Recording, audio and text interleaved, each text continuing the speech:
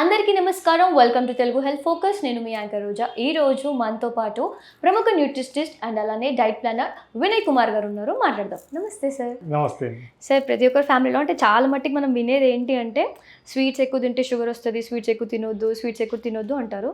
So is that true sir? అంటే నిజంగా sweets తింటే మనం డయాబెటిక్ అవుతామా, లేకపోతే దానికి వేరే రీజన్స్ కూడా ఉంటాయా? నో, చాలా మందికి ఇది ఒక మిత్ అండి. షుగర్ తినడం వల్లే డయాబెటీస్ వస్తుంది, షుగర్ ఎక్కువ తినొద్దు అంటే.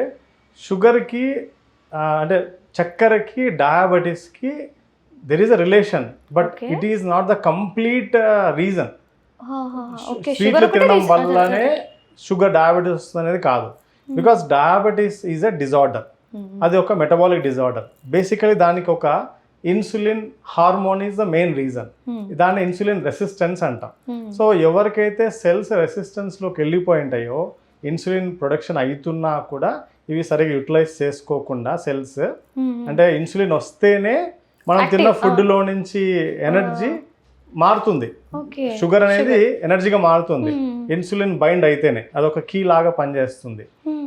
ఇన్సులిన్ ఉంటుంది, ఇన్సులిన్ ఉత్పత్తి లేకుండా ఏమి ఉండదు వాళ్ళకి.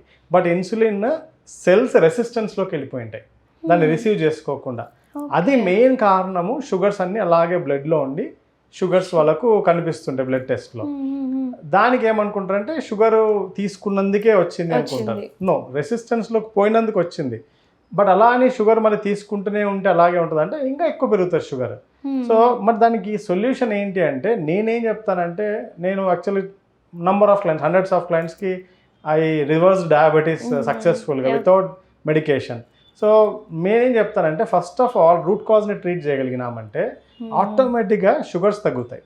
మీరు రూట్ కాజ్ని రిపేర్ చేయకుండా షుగర్స్ని తగ్గించి లేదా అన్నం మానేసి అట్లా ఏదో ఒకటి రెండు చేయడం వల్ల ఆ సెల్ రెసిస్టెన్స్లో అనేది సెన్సిటివ్గా మారదు.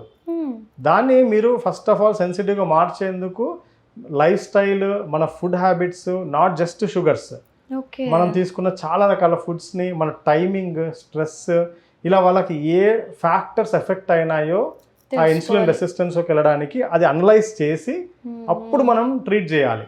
అంతేగాని ఊరికే ఒక టాబ్లెట్ ఇచ్చి చక్కెరలు మానే, టీలు మానే, కాఫీలు మానే అని చెప్పడం వల్ల షుగర్ తగ్గుతుంది అంటే తగ్గదు. అలా మెయింటైన్ అవుతుంది అంతే. ఇంకా అప్పుడప్పుడు టెంప్టేషన్ తట్టుకోలేక తాగేస్తారు కదా టీలు, కాఫీలు. ఏదో ఎప్పుడోసారి పెళ్ళిళ్ళకు, పేరెంటాలకు పోయినప్పుడు విపరీతంగా తినేస్తారు తట్టుకోలేక. సో అప్పుడు మళ్ళీ సడన్ గా షుగర్స్ పెరిగిపోతాయి. అప్పుడు ఏదో ఒక ఆర్గాన్ ఎఫెక్ట్ అయ్యే ఛాన్సెస్ కూడా ఉంటాయి. అందుకే sudden brain strokes, kidney failure and eyesight కోల్పోవడము, ఇట్లాంటివన్నీ కూడా మనం డయాబెటిక్ కండిషన్స్లో చూస్తుంటాం సడన్గా చూసుకోక. సో రీజన్ ఏంటంటే వాళ్ళు ఆ మెడిసిన్ని వాడుతూ ఏదో చిన్న చిన్న మార్పులు చేసుకొని మెయింటైన్ చేస్తుంటారు. సో అలా కాదు. ఫస్ట్ ఆఫ్ ఆల్ ఆ సెల్స్ని రెసిస్టెన్స్లో నుంచి సెన్సిటివ్గా మార్చుకొని అక్కడి నుంచి జాగ్రత్తగా మెయింటైన్ చేస్తే అప్పుడు ఈ రెస్ట్రిక్షన్స్ అప్పుడప్పుడు తింటూ, ఫాస్టింగ్ అండ్ ఫీస్టింగ్ అంటాం, అంటే కడుపుని మారుస్తూ ఉండాలి, అప్పుడప్పుడు ఫీస్టింగ్ కూడా ఉండాలి. సో తింటుండే అట్లా ఉంటే యూ విల్ బి మెయింటైన్డ్. అంతేగాని రిపేర్ చేసుకోకుండా ప్రాబ్లమ్ని నేను పైనుంచి టాబ్లెట్స్ వేసుకుంటా, ఇంకా ఇంజెక్షన్ ఒక 2 యూనిట్లు ఎక్కువ వేసుకుంటా, అది సొల్యూషన్ కాదు. ఇది ఎలా ఉంటుందంటే, ఇప్పుడు మీ ఇంట్లో చుట్టుపక్కల, మా ఇంటి ఆవరణలో ముళ్ళులు, గాజు బెంకులు అన్నీ ఉన్నాయనుకోండి, మీరు ఏం చేస్తారు? దాన్ని క్లీన్ చేసుకుంటామా, లేకపోతే మంచి షూ కొనుక్కుంటామా దానిపైన నడచడానికి గుచ్చుకోకుండా? అది పర్మనెంట్ సొల్యూషన్. కానీ జనాలు ఏం ఆలోచిస్తారంటే, ఏ బ్రాండ్ షూ కొంటే నాకు గాజు పెంకు గుచ్చుకోకుండా ఉంటుంది నా ఇంట్లో. ఎప్పుడో ఒక రోజు గుచ్చుకుంటది. నీ ఎంత క్వాలిటీ షూ అయినా గుచ్చుకుంటది. నువ్వు షూ వేసుకునే తిరగలేవు కదా రోజంతా. సో కాబట్టి ఇల్లుని నీట్గా పెట్టుకోవడం సొల్యూషన్. అలాగే బాడీలో కూడా ప్రాబ్లం ఏముందో రూట్ కాజ్ దాన్ని ట్రీట్ చేసుకోవడం ఈజ్ ఇంపార్టెంట్. దాన్ని అలాగే మెయింటైన్ చేయడానికి, దాన్ని సిమ్టమ్స్ని ట్రీట్ చేయడానికి టాబ్లెట్ వాడుతూ, థెరపీలు తీసుకుంటూ, అవి చేసుకుంటే ఎప్పటికీ తగ్గదు. So that is not solution. So ఖచ్చితంగా రూట్ కాజ్ అనేది తెలుసుకోవాలి. అంటే సార్, ఇప్పుడు మనం డయాబెటిక్ అవుతున్నప్పుడు మనకి ఏదైనా చేంజెస్ కనిపిస్తాయా బాడీలో? అంటే మనం గుర్తుంచుకోవడానికి ఓకే సంథింగ్ ఏదో జరుగుతుంది నా బాడీలో అన్నట్టు. యాక్చువల్గా ఇది ఒక గుడ్ న్యూస్. బాడీ మనకు ఒక మంచిది, చెడు రెండు ఉన్నాయి. ఏంటంటే ఏది కూడా ఈ క్రానిక్ డిజార్డర్స్ ఏవి కూడా సడన్గా ఒక సిమ్టమ్ వల్ల బయటికి రావు. అది మ్యాక్సిమం బాడీలో డ్యామేజ్ అయ్యేంత వరకు బయటికి రావు. అది ఒక బ్యాడ్ న్యూస్ అది. కానీ గుడ్ న్యూస్, ఎందుకు గుడ్ న్యూస్ అంటున్నా అంటే, బాడీ మనల్ని అట్లా ప్రొటెక్ట్ చేస్తుంది, మనల్ని ఇబ్బంది పెట్టకుండా లోపల maximum it will try to make up మన హెల్త్ని, మనల్ని యాక్టివ్గా హెల్తీగా పెట్టేందుకు మన సెల్స్ లోపల మన మనిషి ఒక్కరే బ్రెయిన్, కానీ లోపల కొన్ని కోట్ల సెల్స్ ప్రతి ఒక్కటి ఒక జీవి లాగానే, అవన్నీ కూడా they are trying to keep us active healthy. ఆ వైటమిన్ డెఫిషియన్సీస్ ఏమున్నా అక్కడి నుంచి డ్రా చేసుకొని ఇక్కడి నుంచి డ్రా చేసుకొని మేనేజ్ చేస్తూ ఉంటాయి. బట్ మ్యాక్సిమం పీక్ కండిషన్స్లో చేతులు ఎత్తేస్తాయి, అప్పుడు ఆ సిమ్టమ్ బయటకు వస్తుంది. అప్పుడు డయాగ్నోస్ చేసినప్పుడు షుగర్స్ విపరీతంగా షూటప్ అయి ఉంటాయి, లేదా థైరాయిడ్ పెరిగిపోయి ఉంటుంది, అట్లా రకరకాల సిమ్టమ్స్ వచ్చేసి ఉంటాయి. ఇంకొంతమందికి ఏం సిమ్టమ్ లేకుండా సడన్గా కుప్పకూలిపోయి హార్ట్ స్ట్రోక్తో చనిపోయిన వాళ్ళు, సో బ్రెయిన్ ఎఫెక్ట్ అయిన వాళ్ళు, ఇలాంటి వాళ్ళని చూస్తుంటాం. సో వాళ్ళకి ఏ సిమ్టమ్ ఉండదు, క్యాన్సర్స్ కావచ్చు. సో కాబట్టి రెండు ఉన్నాయి. అందుకే proper diagnosis at the age of 30+, proper diagnosis ఇప్పుడున్న కాలంలో 30 దాటితే ఎవ్రీ ఇయర్ ఒక డయాగ్నోస్టిక్స్ కంప్లీట్ బ్లడ్ చెకప్ వెళ్ళిపోమని చెప్తాం. సో ఏదైనా చిన్న తేడాలు ఉన్నాయనుకోండి కరెక్ట్ చేసుకోవచ్చు. సో అది మరీ సిమ్టమ్స్ చూపించేంత వరకు ఉండకుండా, so that is good thing. 30+ yearly once ఒక హెల్త్ చెకప్. చిన్న తేడాలు ఉంటాయి, హార్మోన్ ఇష్యూస్ కానీ డెఫిషియన్సీస్ ఏమైనా ఉన్నా కరెక్ట్ చేసుకుంటే మంచిది ఆ లెవెల్లో.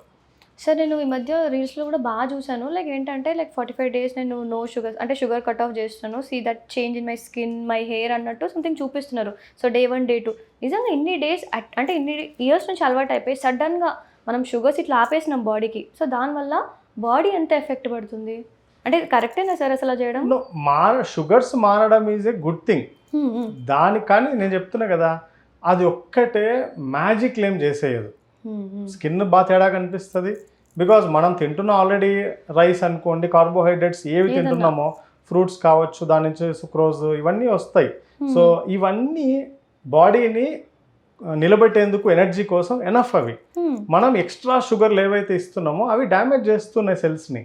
అది ఆపడం వల్ల డెఫినెట్గా తేడా కనిపిస్తుంది, స్కిన్లో తేడా కనిపిస్తుంది, అన్నిట్లో మన ఎనర్జీ లెవెల్స్ అన్నీ కనిపిస్తుంది. బికాజ్ మనం తింటున్న food is more than enough. రోజుకి ఒక పూట 2 పూటలు ఈజ్ మోర్ దాన్ ఎనఫ్. మనం తినే రైసో రోటీయో వాట్ ఎవర్ ఇట్ ఈస్ వాళ్ళ రీజనల్ ఫుడ్ని బట్టి. సో ఎక్స్ట్రా షుగర్స్ ఏదైతే తింటున్నామో అది ఆపేయడం వల్ల నిజంగా మంచిగా జరుగుతుంది. కానీ మనకు ఏదైనా ప్రాబ్లం ఉంది బాడీలో ఆల్రెడీ అంటే అదొక్కటి మానేయడం is not the permanent solution. ఆ 40 రోజులు 45 రోజులు మానేయడం ఈజ్ నాట్ పర్మనెంట్ సొల్యూషన్. నేను మొదట్లో చెప్పినట్టుగా ఫస్ట్ రూట్ కాజ్ అంతా రిపేర్ చేసుకొని తర్వాత అలాంటివి ఒక 1 month completely not touching anything, junk కావచ్చు లేకపోతే షుగర్స్ కావచ్చు, అండ్ అగైన్ తర్వాత అప్పుడప్పుడు తినడం కావచ్చు, that is okay. Okay sir, diabetic వాళ్ళకి కూడా మన ఫుడ్ రెస్ట్రిక్షన్స్ ఉంటాయా సార్? ఇవి తినొద్దు అన్నట్టు దాన్ని ఏమైనా తీసేస్తారా లిస్ట్ నుంచి మీరు ఏదన్నా?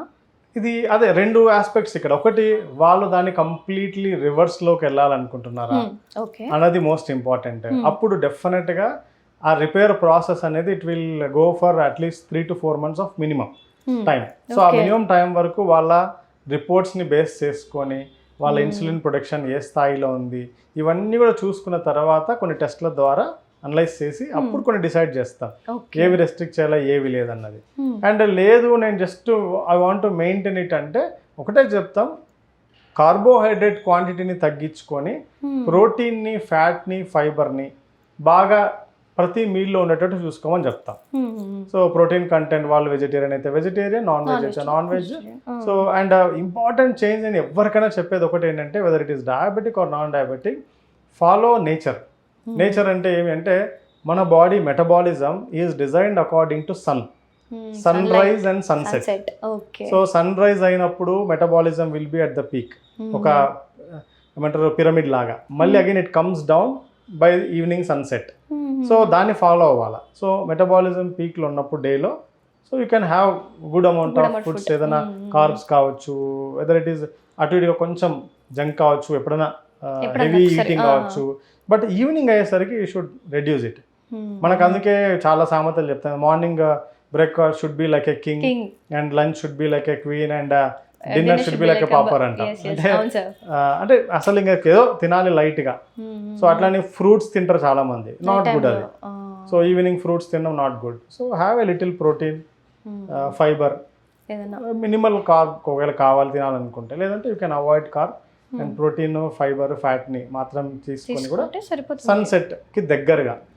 సో సన్సెట్ లోపేన అక్కర్లేదు, సన్సెట్కి దగ్గరగా as nearer as like 7 PM లోపు, 6:30కి సన్సెట్ అయితే 7 మ్యాక్సిమం. అంతే. సో అలా పెట్టుకోగలిగితే బాడీలో అద్భుతమైన మార్పులు వస్తాయి. మీరు ఏం తిన్నా ఆ లోపు తినగలిగితే చాలా తేడా కనిపిస్తుంది. అదే ఇంకొంచెం ప్లాన్డ్గా తినగలిగితే ఇంకా అద్భుతమైన తేడాలు వస్తాయి. సో అందరు ఇంకా ఆఫీస్ నుంచి ఆ టైంకి వస్తారు కాబట్టి మేబీ 7 వరకు కుదరకపోవచ్చు. Yeah. సో మీరు అన్నట్టు కొంచెం మెయింటైన్ చేస్తే ఎవ్రీథింగ్ కెన్ ప్లాన్ అండి. సో ఆ రొటీన్ మనం డిజైన్ చేసుకున్నదే కదా.